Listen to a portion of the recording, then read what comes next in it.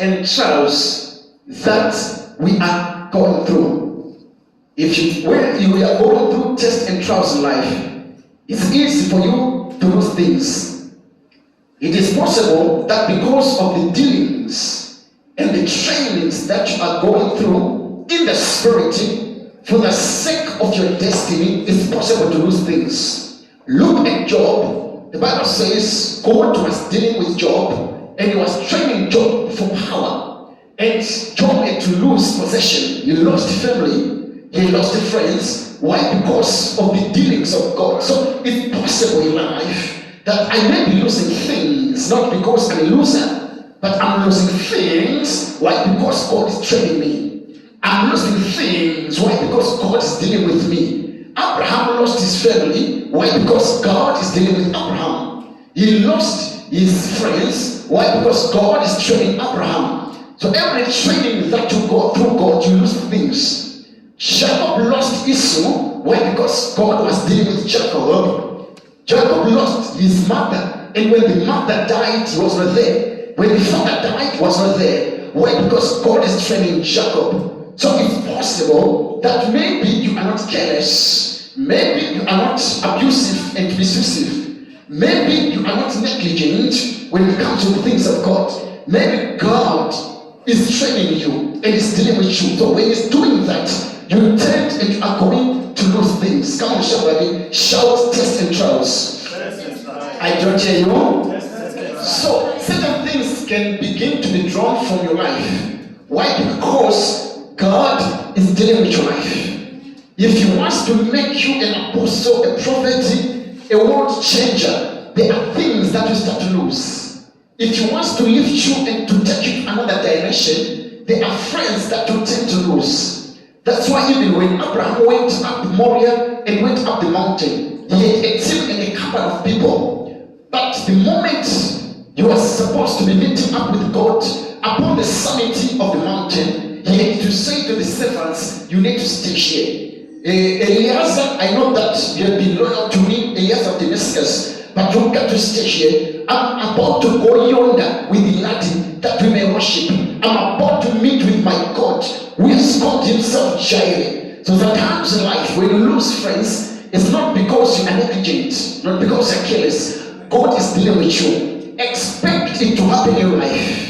You will lose a lot of things. You can lose material possessions. Why? Because God is dealing with you. The Bible did not leave us in the dark to the fact that during your period of training, there are possibilities, there are graces that you can lose. Apostle James is the one who said in the book of James chapter 1, subsection 2, he said, count it all joy. He is now giving us comfort and the methodology on how to deal with the trials and testing. He's saying that count it all joy, my children, when you face diverse situations. When he's dealing with the diverse situations, they are not one type of a situation, but these are rectangular situations, situations that are secular, situations that are like square, situations that are for different shapes in your life.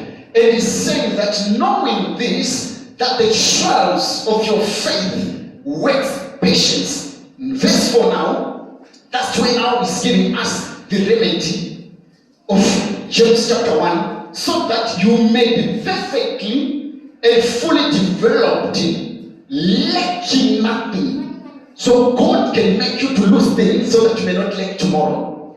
You may cause me to lose money today so that tomorrow I may not lack money. Can I prophesy like I feel it? So sometimes God takes things from you so that tomorrow you do not have to lack again. According to Apostle James, he takes your seed of today so that tomorrow he can give you a field. He can take your seed, a bag of seed, so that tomorrow he grants you a field. That's why he said unto Adam that I'm going to take a tree from you so that you give me a garden. If you are not going to give me a tree, I'm going to take the tree and the garden. So today I'm losing a seed so that tomorrow you may own a farm. Can I prophesy like I feel it? God is not just a giver, child of God, but he's a taker as well. He gives and he takes. But when he takes, he invests those things and he gives them back unto you. That's why he's saying unto Abraham that I'm going to take you from your family. After I take you from your family, I want to take Isaac from you. After I take Isaac from you, I'm not just going to deprive you of a child, but I'm going to give you the whole nation. And God said unto Abraham that get out and look outside. As you are going to see the stars, they are innumerable, they cannot be counted. This is the promise that I'm going to give unto you. It said, look at the sand of the seashore, and as you are not going to count them, your children are going to be numbers around the world and the nations. They are going to populate the nations. But give me Isaac. So the Bible says he said to himself, I'm not going to speak to Sarah. Why? Because Sarah is going to refuse with Isaac. But I'm just going to do that which God has called me to do. And he took Isaac and he sacrificed Isaac. Isaac asked Abraham and he said unto Abraham, but Daddy, we have got the fire with us. We have got the firewood with us. But where is the sacrifice? And Abraham said unto Isaac that God is going to provide the sacrifice for self.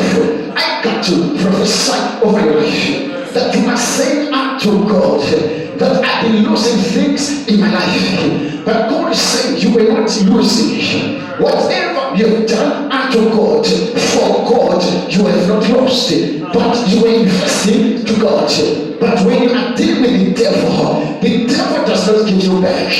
When you give your sorrow unto God, God will trade your sorrow with joy that is in Him. When you give your possession unto God, God will give you increase. I got to prophesy over your life that in this season is a season where you are passing through trials and tribulation, but you got to count it all joy when you are faced with diverse situation. Why? Because the working and the trials of your faith is working patience over your life, so that you may be perfectly and fully developed, lacking nothing unto God. I don't lack nothing when I have given unto God. Sometimes the Bible tells me that when you give into the storehouses of God, God he shuts them, and after shutting them, he presses them down. After they are pressed down, they are given back at your bosom. I got to prophesy into life that in this life I'm not going to lose, because I'm not a loser. That's why Apostle Paul said, with God all things are very possible. We are more than conquerors.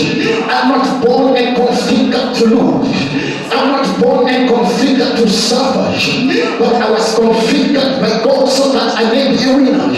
So when I win today, I don't win for myself, but I am winning for a generation. So when God is seeing you in a situation, his mind and his passion is that you may win your battle. When God is seeing you in a race, his mind, he wants you to win your race, so that when you win your race, you are not just winning your race as an individual, but you are winning the race as a family. That's why when Abraham gave Isaac, he did not only get Isaac back, but he got you and me. That's why Apostle Paul said that if we are believers unto God, then we are Abraham's children through promises. So we were given unto Abraham through promises. I get to prophesy over your life that I never lost any time that I invested unto God. You will come on a Sunday like this, I tell you, did not lose shot of God. Some people have gone to watch rugby. Some people have gone to watch Kaiser Chiefs and Orlando Pirates. But as for you, you can invest yourself unto God. And when they are looking at you, they are saying you are losing every day. But I'm here to tell you, child of God, that you are not losing. You are accumulating power and wealth. You are not losing your ability. Whatever time that